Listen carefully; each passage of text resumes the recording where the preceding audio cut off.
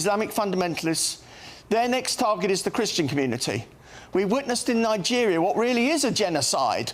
And hello everybody, welcome back to the channel. Of course, we are the day after, the horrific terror attack that occurred in Manchester, which seen two innocent Jewish worshippers murdered by an Islamist terrorist. And of course, the individual was shot dead. Now, in the fallout, we've seen a lot from Shabana Mahmood. We've seen the disastrous and disgusting celebration protests of the pro-Palestine lot. And we've been getting a lot of reaction from across the political sphere with regard to this terror attack. However, something caught my attention, and actually on live national television, an individual has come on and what many are saying has told the truth about Islam. He went on to say that once they've dealt with the Jews, their next target is the Christians, and talked about the genocide, what really is a genocide, in Nigeria. His words, not mine. Let's have a watch of this footage and we can make an assumption all together. But as always, please do hit the like button and hit the subscribe button for more. A vile individual committed a terrorist attack that attacked Jews because they are Jews, and attacked Britain because of our values. And while this is not a new hate, this is something Jews have always lived with, we must be clear. It is a hatred that is rising once again, and Britain must defeat it once again.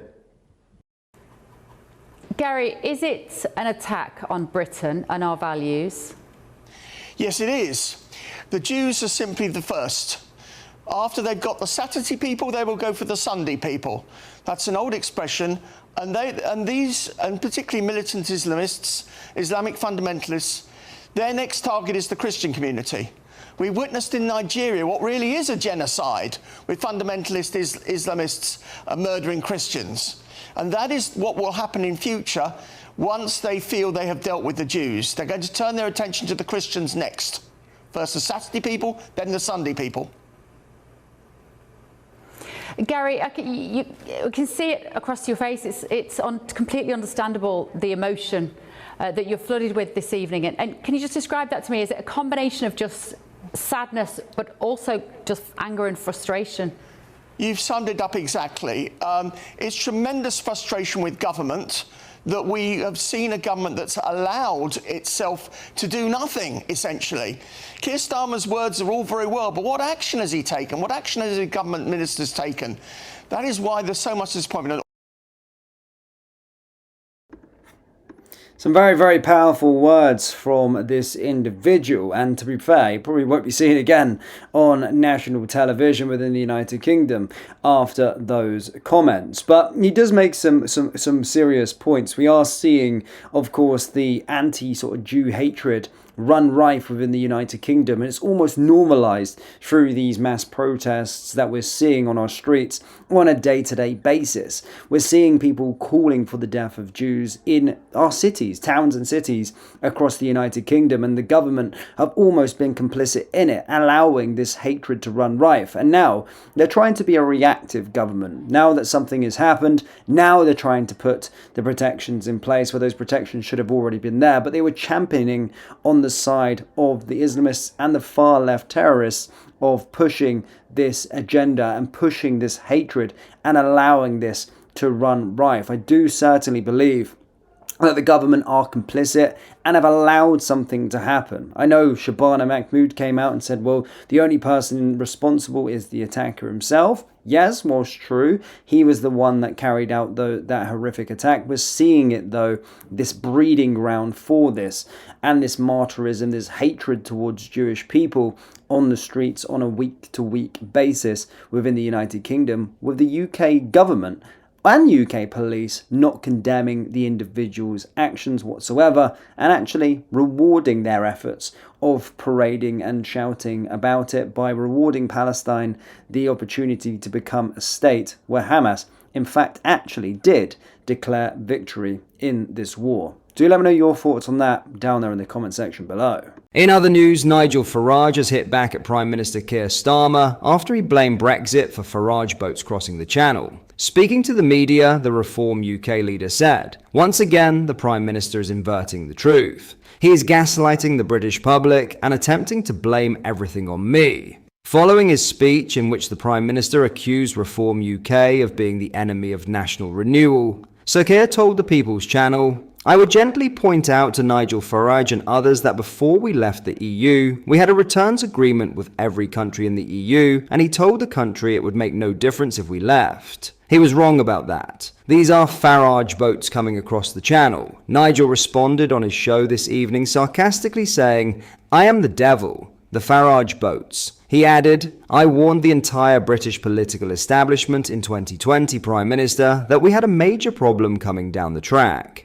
I also asked the mainstream media why they're not covering this. I predicted that it would lead to an invasion. Of course, I was absolutely demonized for daring to say the words, but 180,000 people later, perhaps I was right. What the Prime Minister is talking about is the EU-wide Dublin Convention. This was the means by which he argues, as EU members, we could send people back well in that very year of 2020. We took more in from the European Union under this programme than we sent back. Is the Prime Minister being deliberately dishonest? The UK's final few years of participation in the Dublin Convention would indicate that Britain was a net recipient of asylum seekers. Home Office data revealed that 676 asylum seekers were transferred from Britain in 2016 and 2017, while 1,019 illegal migrants were transferred to the UK over the same period. The problem worsened in 2018 when only 209 out of 5,500 requests for asylum seekers to be returned were completed, while the UK accepted 1,215 migrants. The figure comes in stark contrast to the 131 who were transferred into the UK in 2015, when 510 asylum seekers had been transferred out.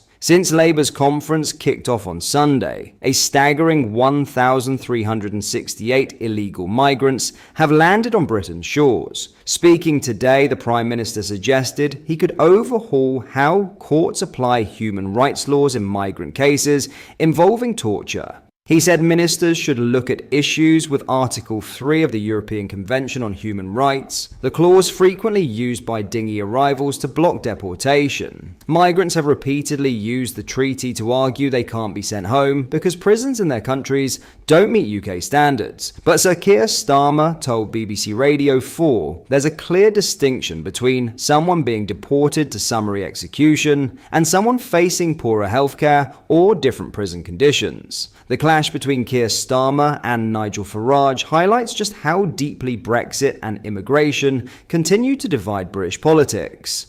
Starmer has sought to tie the ongoing crisis in the Channel directly to Brexit, arguing that leaving the EU stripped the UK of effective return agreements, while Farage has fired back, accusing the Prime Minister of gaslighting the public and rewriting history. He insists he warned the political establishment years ago of the scale of the problem and argues that the EU's Dublin Convention was never as effective as Labour now claims.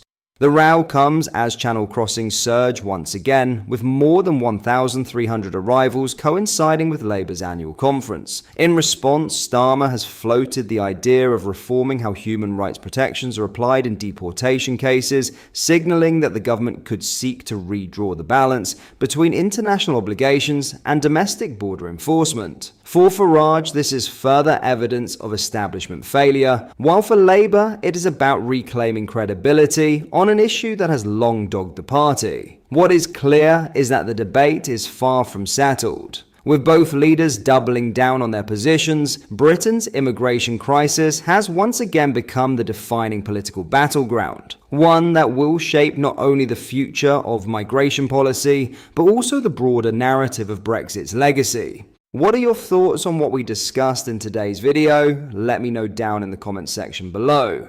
If you've not yet already, make sure you do drop a like on this video and subscribe to the channel for more British content. Thank you, take care, goodbye.